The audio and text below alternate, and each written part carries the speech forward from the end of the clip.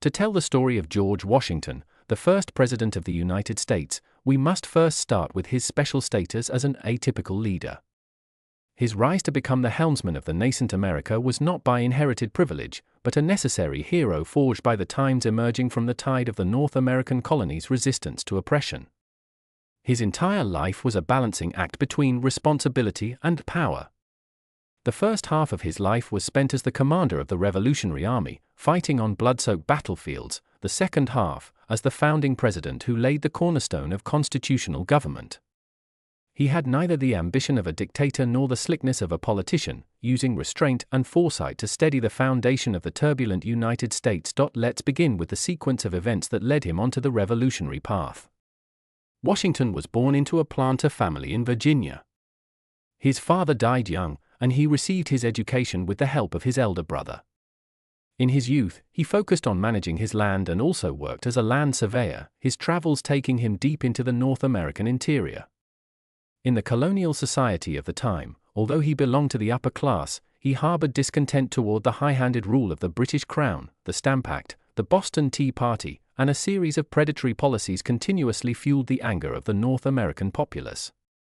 Washington's own plantation business frequently suffered losses due to British trade restrictions. In 1775, the shot fired at Lexington initiated the War of Independence.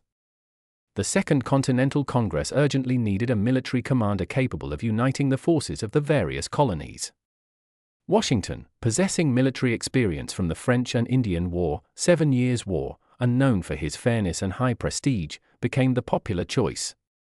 Few realized that behind this seemingly logical appointment lay countless difficulties. The army he inherited was poorly equipped, severely lacking in supplies, and the soldiers were mostly farmers and artisans who lacked formal training. Their opponent was the world's most powerful military, the British Army, which boasted excellent weapons and ample funding. For the next 8 years, Washington lived a life of seeking survival in desperation. He did not possess dazzling military genius, but he had extraordinary tenacity and strategy. In the Battle of Trenton, he daringly crossed the Delaware River during a Christmas night snowstorm to surprise the sleeping Hessian mercenaries, igniting the confidence of the colonial soldiers and civilians with a crucial victory. In the harsh winter of Valley Forge, he shared hardships with his soldiers, enduring hunger and cold, while simultaneously disciplining the army and awaiting the opportune moment for battle. In the Battle of Yorktown, he coordinated with French reinforcements to form a land and sea encirclement of the British forces, ultimately compelling British commander Cornwallis to surrender, putting a decisive end to the War of Independence. It is worth mentioning that Washington's leadership was never based on the suppression of authority, but on his personal character that unified hearts. During the war, he repeatedly refused special treatment offered by Congress, insisting on receiving the same pay as his soldiers. When soldiers mutinied over back pay, he did not resort to forceful suppression. Instead, he patiently mediated, even using his own money to cover some military expenses.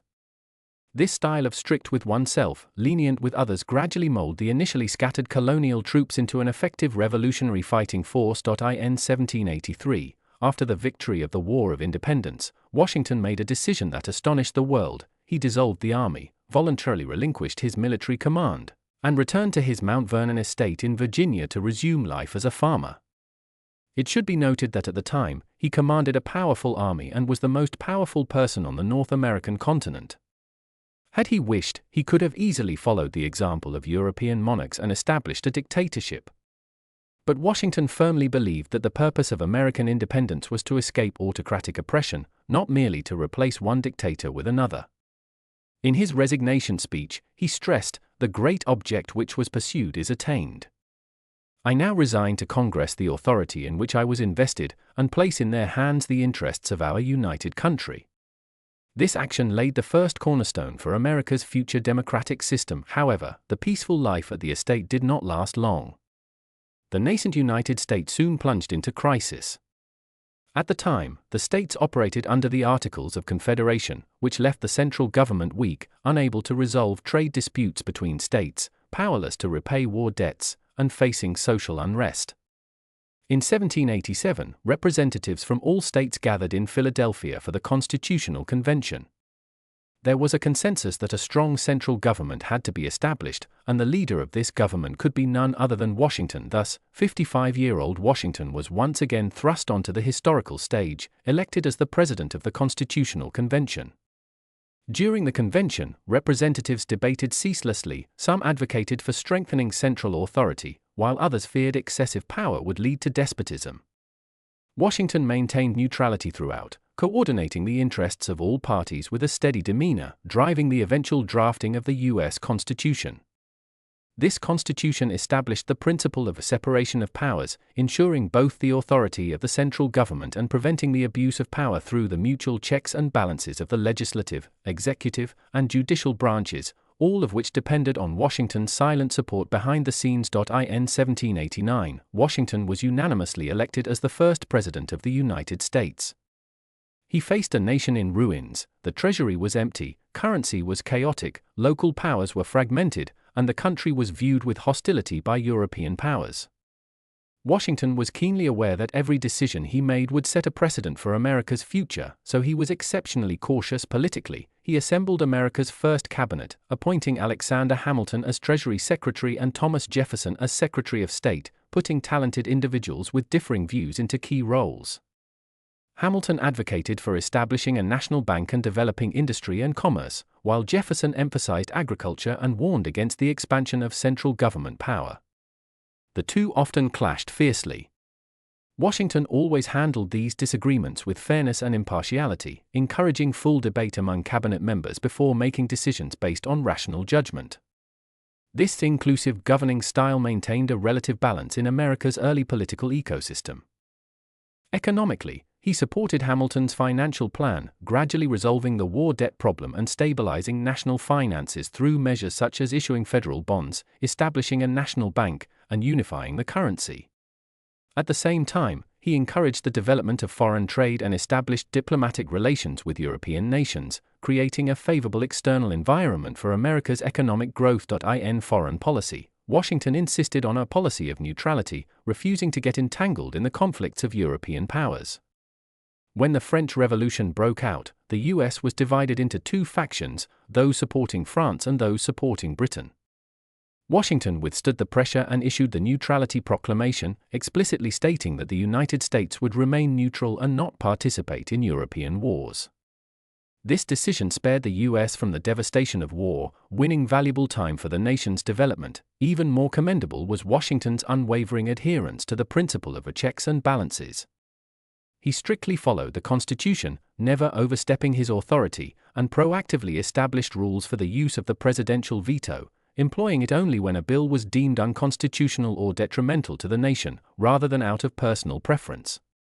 He deeply understood that presidential power was granted by the people and must be constrained. In 1797, after serving 2 terms as president, Washington firmly refused to run for a 3rd term. Many urged him to stay in office, and some even suggested he serve as president for life, but Washington stated with conviction, the presidential office should change hands through elections. This is the core of a democratic system. If I were to serve for life, it would violate the original intent of American independence.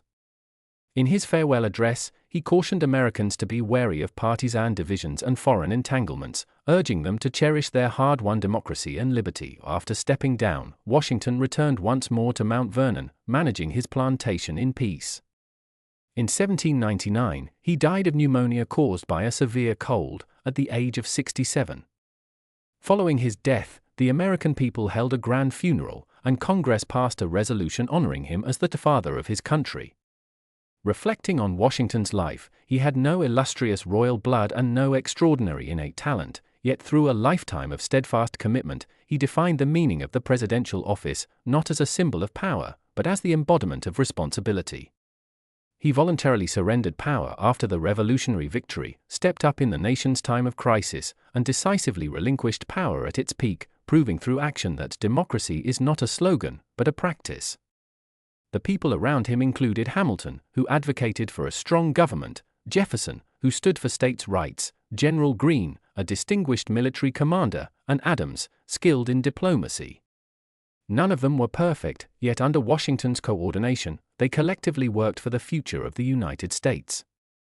Washington himself neither played power games like later politicians nor was he consumed by the lust for power like a dictator, always prioritizing national interest and paving a democratic path for America with restraint and foresight. Washington's governance did not instantly lead America to prosperity and strength, but it laid a solid foundation for this new nation, establishing the framework for a democratic system, setting an example of checks and balances, and cultivating the democratic consciousness of its citizens. Since then, although the U.S. has experienced partisan strife, the Civil War, and economic crises, it has never deviated from the democratic track.